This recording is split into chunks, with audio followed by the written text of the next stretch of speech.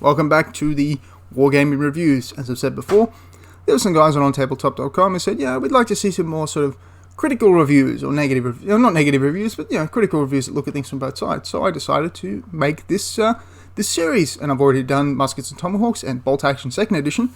This series is going to focus specifically on historical war games that I personally have played and know a little bit about. I'm not going to just randomly pick up a game and go, these are the things that I sort of have some interest in and been playing for many years. So, let's take a look at Sharp Practice.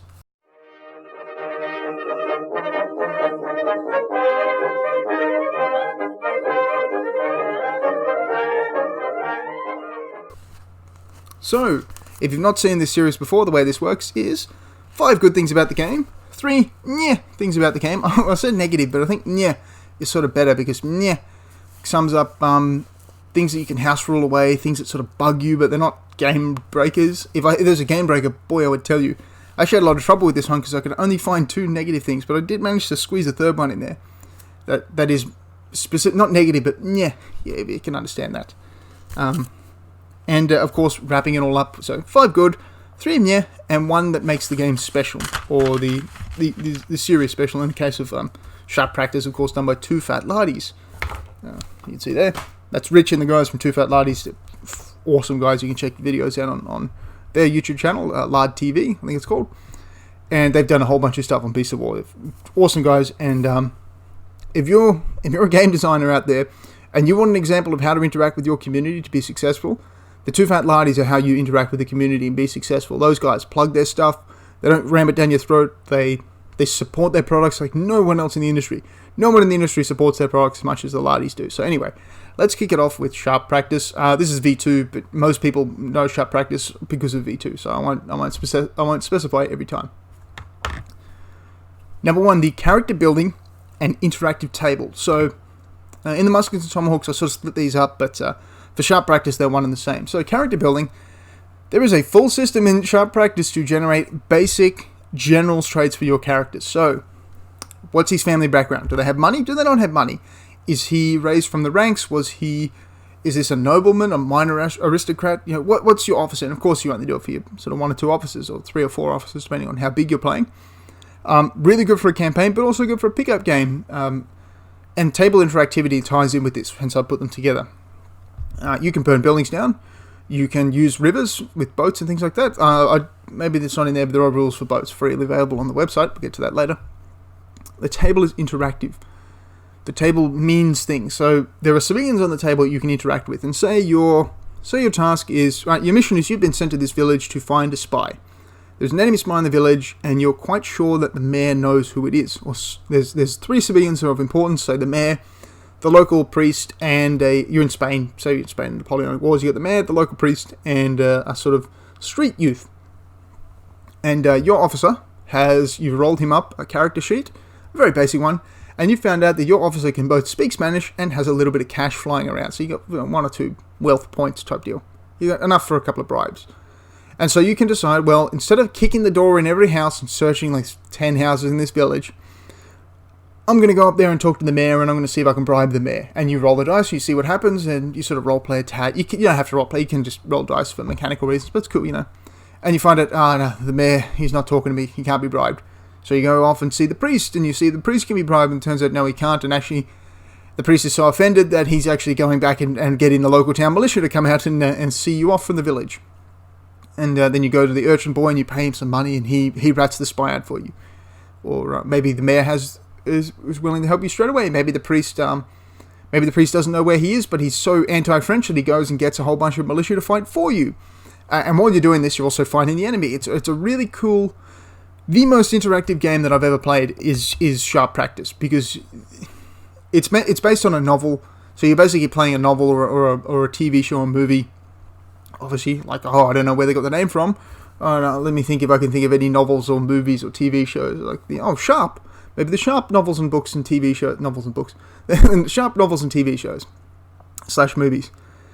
So it's really, really interactive, and I love interactive games. There's a building there. Can I go inside the building? I want to look around. Maybe I can bust down the door of this building and find something in there.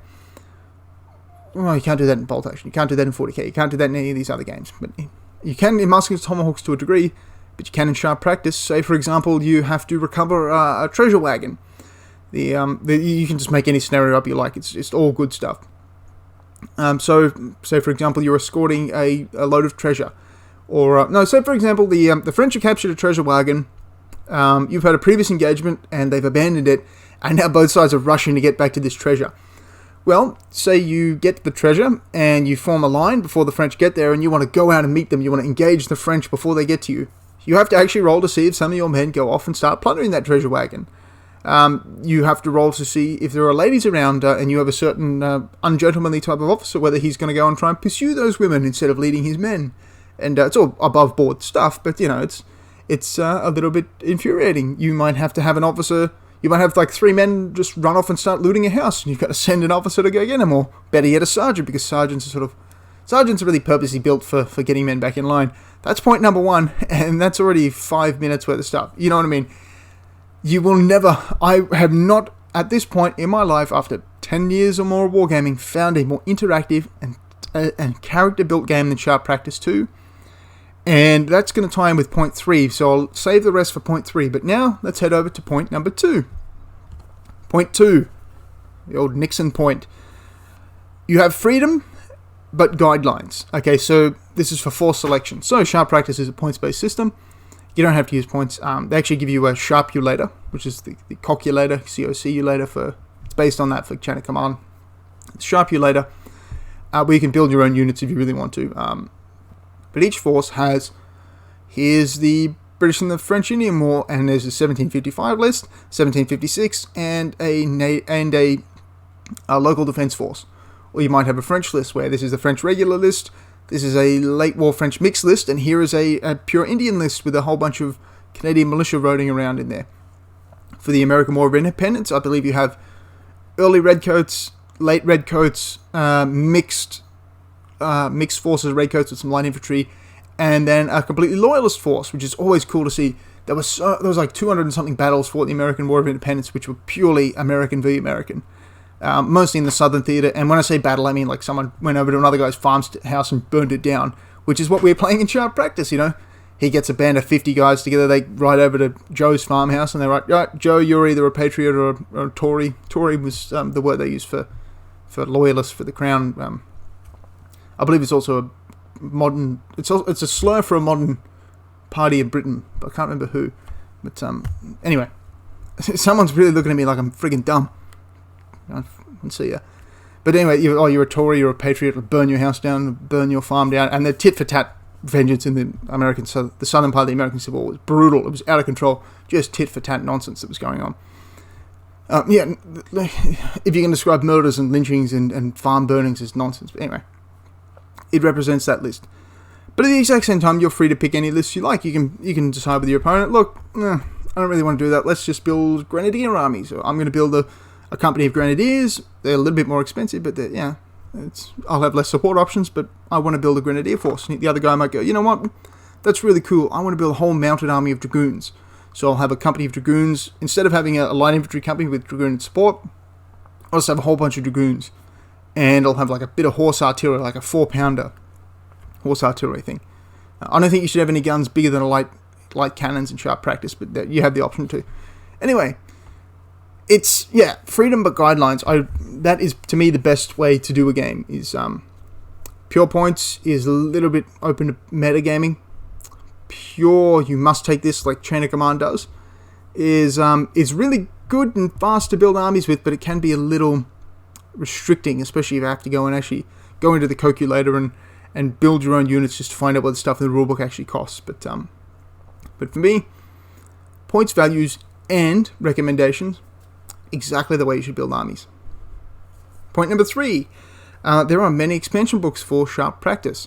There is, I can't remember the exact name of it, but it's basically all the battles that Sharp fought in the books and TVs. I think it's specifically based on the book series, which is even better because the books have a lot more interesting battles than what they can show on TV.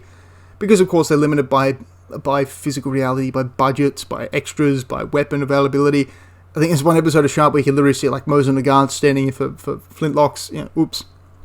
But But yeah, it's cool. They have this, I can't remember what the name of the book is. I'll put it up on the screen. There you go. That's what the title of the book looks like.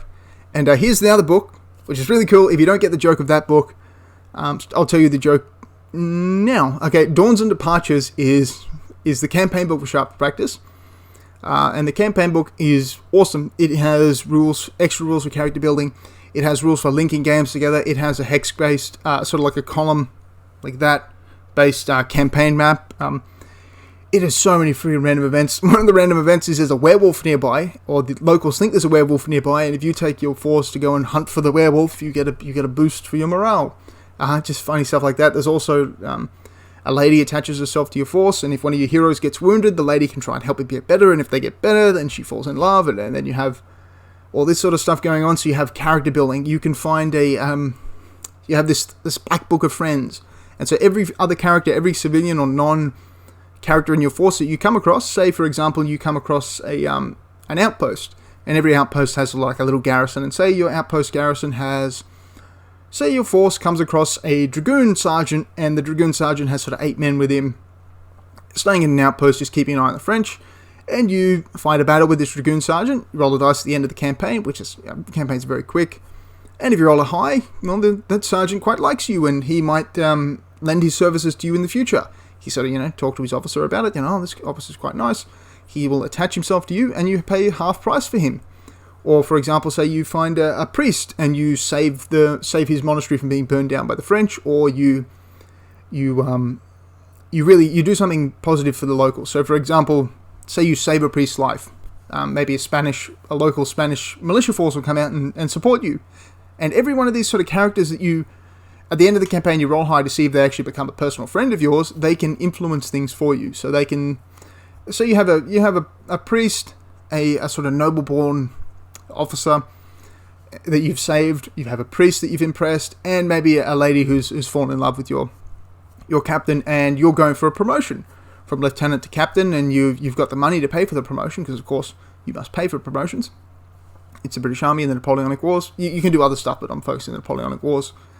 Well, that priest can put in a good word, that nobleman can put in a good word, and you're more likely to get this promotion. You're more likely to get a medal or an award, or some sort of commendation. I believe the highest you can get is actually, you can be a baron, or something like that, a peerage, and you can get promoted. Conversely, if you piss people off, say for example you kill a priest accidentally, or you allow a priest to be killed, maybe the local mayor of that town is going to become an enemy to you because you allowed a priest to be killed, or so he's actually going to make it harder for you to get promotions and things like that. So, or maybe you really piss off one of your own officers and he hates you now. So it can be it's a really cool, awesome expansion pack. And Dawns and Departures, by the way, is Flashman's autobiography in the Flashman novels. So I think it's Dawns and Departures of a Soldier's Life. Is Flashman's in-universe autobiography, which is like basically all lies, compared to the real autobiography we get from the Flashman novels, which are fantastic. You should read Flashman. Stop, read your Flashman, come back. It's fantastic, wasn't it? It's awesome. So yeah, Dawns and Departures is a Flashman thing. And then they have a War of 1812 supplement. Awesome, this is the Forgotten War. It's one of the 2 Forgotten Wars, the other being the Korean War, but there's a whole bunch of wars that are forgotten, but those 2 are sort of known as the Forgotten War. War of 1812 is when the Canadians burned down the White House, the Americans tried to invade Canada, the British got smashed at a battle that happened after a truce was signed, the modern Democratic Party came out of it because of Jackson. The War of 1812 is really cool. The first secessionist movement started in the United States. The whole war's a giant mess. The war starts because of an issue that is solved before the war's over, but the war has to keep going because suddenly more issues have come into it. It was started because of the issue of British pressment of American citizens. So the British would find an American vessel at sea, someone had an Irish accent or an English accent, they're like, you're a British citizen unless you can prove otherwise, we're taking you on board the ship. And I believe legally they had to compensate the person, so they would send them like one of the ratty guys they brought up in a press gang who's never been at sea before. Although that was quite rare, they did generally like to actually get sailors. Anyway, I'm not going to go off in press gangs. Oh boy, I can go off in press gangs. That was number 3, and we're 15 minutes in, doing well, 5 minutes per thing. I have no set time for these things. Number 4, the layout of the book is phenomenal. Love the layout of this book, right? Look at this. Well, let me find it. Let me find a thing here. 4, movement. running troops, changing facing, artillery crews. Everything's got a title. It's not quite as good as Chain of Command, which actually has numbered. Here we go, yeah, 9-3. Oh, the answer, 9-3. The book is well laid out. The book is intuitively laid out. It's laid out from start to finish, so start is how to build your force, how to do war game, the basic stuff. And then it goes into, well, here's how you move, and here's how you shoot, and then here's how you fight in melee, and then here's how the shock works. These aren't just, it's just a rough thing. And then see how the shock works, and then towards the end you get into character building stuff. It's very well laid out. You do not have to flick back and forward between chapters to find out how to do something as basic as moving and shooting. It is very well laid out, and it is an extremely good book, full colour, and very little artwork, mostly painted miniatures, which, that's good. I love painted miniatures in rule books, because it gives you something to shoot for. It goes, right, that's an awesome looking painted miniature, I want to paint mine like that, in that style. There's a whole bunch of different styles in there. There's the more sort of cartoony style, there's the realistic style, there's the sort of old school style with the glossy paint. If you want inspiration for how to paint your miniatures, this book is great for that. So the layout of the book is fantastic. Number 5, the complexity of the game. Sharp Practice is a complex game, and some people that's a negative. I do not think so at all. It's a complex game done well. There are simple games that are tricky, and there are complex games which are easy. And this is definitely an easy game. You have different types of weapons, and that's good in this style of game. It wouldn't be good in Bolt Action, because Bolt Action is more of a beer and pretzels type game. This is more of this is a big storytelling game, a huge storytelling game. The complexity you have, you can interact with people on the tabletop. You can, within 5 minutes, roll up a whole history for your character. He can be an athlete who comes from a wealthy family who've fallen on destitute times, and he's really fit, but he's a really handsome guy, but he has just zero personality whatsoever. You can roll all that up, or you can choose it yourself. In the first edition of Sharp Practice, there's actually a personality trait, which is, should not be left alone with farm animals. In the sort of lustful category, you can use your own imagination for that. I think it says something like men in the Navy have a -1 when rolling on this chart, something which is quite funny. Little dig there. And there are things in Sharp Practice which they almost run counter to the game itself, but they look cooler. For example, if you're trying to impress a lady, you roll on this chart, depending on, you have a whole bunch of factors like your looks, your personality, your fame, your wealth. So sure, you could add another few things in, your suaveness if you're particularly good at that. Maybe you can speak her language. Maybe you're wearing a disguise which makes you look attractive. Maybe your uniform itself is going to impress the lady. Maybe she likes British officers and not French or Spanish or Portuguese. Anyway, it does have more things than just Napoleonics, but the Napoleonics are where all the cool stories are, so that's what I go for. Not that you can't tell other cool stories, but Napoleonics is where the sharp ones are based. It's a sort of cool area. So, you roll to see if this lady, if you catch the lady's eye, and if you do, well, good for you, then she joins your thing, and you sort of have there's some after-game effects if you're playing campaign, or maybe it's just one of your objectives is to have a nice lady for your officer to do virtuous and moral things with, not those awful things. Those are sergeant things, not officer things. Sergeants do those dirty things. Anyway. Or perhaps she says, she sort of like gently rebuffs your officer, so he has to go and do something heroic and then come back, and it's like, well, you see me, I jumped off that building and killed those 2 Frenchmen, and then I raced in the burning building and grabbed the baby and ran out with it. Obviously, maybe it could just be something as simple as there was a priest and you whisked him away from the French before the French got to him, or you sent some men over to bring the priest back away before the French got there. And she goes, well, that's a heroic thing you've just done, have another go with a modifier bonus.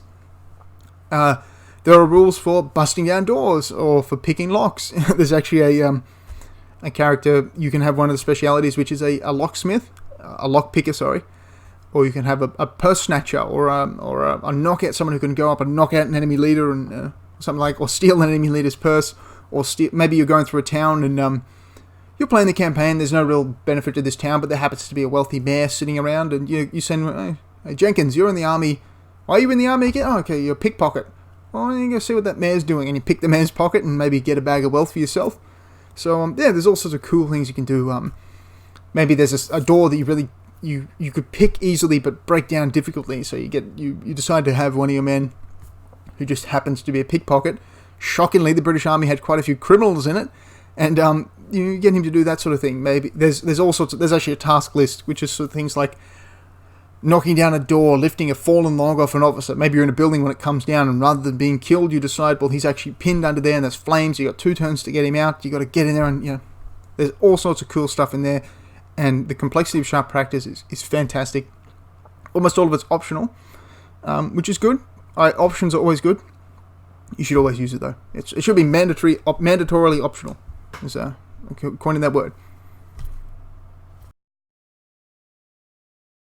Okay, the 3 things which are a little bit, the first is the lack of guaranteed activation. So, it's a card-based system. So, I'm assuming that people know the gist of the game before they start watching this video. So, you draw cards, and each of your leaders has 1 card, and you have 4 flags. Fleags, for those of you on Beast of War. You have 4 fleags. And you have a Tiffin card. And if the Tiffin card comes out, that's the end of that turn. If the Tiffin comes out first, it's the end of a chapter. It's different anyway. At the end of the turn, if you have any flags, they can be used to activate units. But if you don't have any flags and you haven't had any cards come out, your units may not actually get to activate it on that turn. And so it doesn't happen often, but it can lead to 2 turns in a row for the enemy, and your force isn't even deployed on the table, and it can get a bit dicey.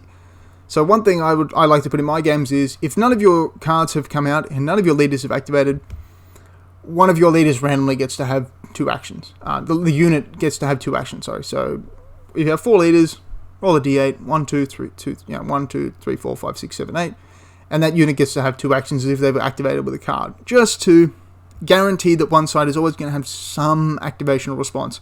I understand it's put in the rules for a reason. I understand that it's meant to be there, but for me, it just, to always have 1 activation is sort of just more stable and a little bit more balanced. Because these guys write rules for a living, I just mess with them. So I understand, but that's something I find a little bit.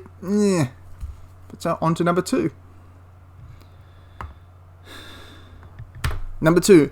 The melee system is a little bit, because I'll find the actual melee chart for you. So the way melee works is you charge into combat. It is cool. I like the fact that there are modifiers. Complexity is not an issue for me. I actually find complexity quite nice. However, you see that? That's your melee chart. The type of unit you are, you get a whole bunch of d6 if you have more or less than 50%, and it's fixed. So if you have 12 guys, but you have a low melee class, you can actually have less dice than someone who just has 4 regulars. Or 5 regulars left, sorry. Then you have your troop quality, and then you take this giant list of all these modifiers. So, the leaders attach command cards, quality level, aggressive troops, non-aggressive troops, being unloaded, not having bayonets, meeting the attack presented, a whole bunch of shock, supporting groups, obstacles, it goes on and on. So I think this could maybe be a little bit streamlined down. I don't know how you do it and keep the complexity, but it just, when you look at that, every time you find a melee, you have to go through and work out. It's sort of, you have to go through this sort of slog, and I think it would be nice for that to be streamlined down a little bit more. And I understand that's complicated, but maybe have, I can't even come up with any recommendations. It's not something I change, it's something I just go with, but it feels like it's a speed bump in the game when you're playing. When you hit the melee step, it's like, oh, we've been playing this game for 3 years, but we still have to go back and read the rulebook to find melee. And for me, the test of a game should be, the test of rules should be, you shouldn't have to ever go back to the rulebook after you've been playing the game for 2 years. You should only have to check it occasionally. It should never be a routine thing to go back to a rulebook after you've become essentially a veteran of playing the game. Anyway, that's just me. The third thing I find, and again, this was super hard to find things I didn't like about this game, because it's fantastic. And again, these things are not deal breakers. I love this game, play it all the time. I have articles on Beast of War / on tabletop.com about this game. They need work. I know, they were done a few years ago. They were done when I didn't have a gaming table set up, as I do now. They were done when I didn't have a whole bunch of painted miniatures. I should do better articles. I should do a project which is much better. Anyway, side note. Anyway, replacing leaders. If your leader is killed, if one of your leaders are killed, it's quite hard to get another one back. You have to randomly dice off, and until you do, the unit basically can't activate except on a card. I think it should be, the way I sometimes have done it in the past, not all the time, but sometimes, is leader is killed, dead, Next time their card comes up, nothing happens. The next time their card comes up, status 1 leader comes out of the unit and just takes control. That's it. Status 1 leader comes out and takes control. A sergeant steps forward. Because otherwise you can get into a situation where it's 5 or 6 turns without a leader, and this unit, you're not getting any cards out, or the cards you're getting out have to be used on other things. So these guys literally just stand around like, oh, okay, Sergeant Greg died. Cool. Hey, Corporal, what are you doing? Standing there? Yeah, Corporal's just standing there anyway. I think having a an automatic leader replacement system is cool. It just helps the game flow.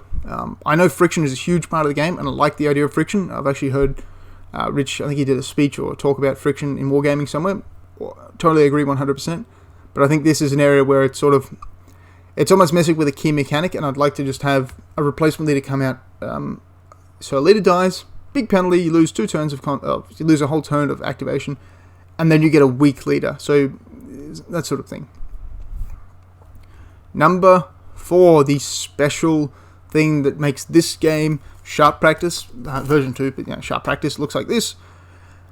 The thing that makes this game unique is what I call the Lardy factor. And the Lardy factor is 3 things. Number 1, it's shock. Shock is something key to the TooFatLardies game. To Sharp Practice, to Chain of Command, a few of their games use shock. I'm not sure if I Ain't Been Shot Mum uses shock, but anyway. Shock is you've been shot at, but no one's been killed, or you've been in melee, and it's like, oh, well, he brutally stabbed that dude over there. I'm not comfortable being around these Spanish. They're super weird in melee. Or, those bullets are flying over my head. No one's been shot, but we're freaking terrified because I'm just a farmer from Virginia, and that's a professional soldier who's been doing this for 6 or 7 years. I don't want him anywhere near me, and these bullets are flying everywhere. So shock's really cool. It's very intuitive.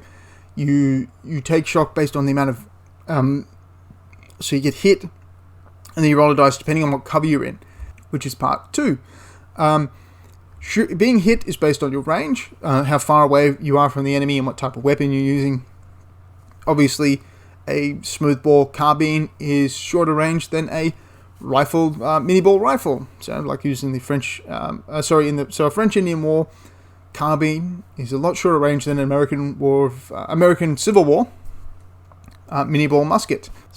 Than a mini ball musket. So, the range bands designate what your roll to hit is, and your cover level determines what your roll to. Here on my mouth anyway.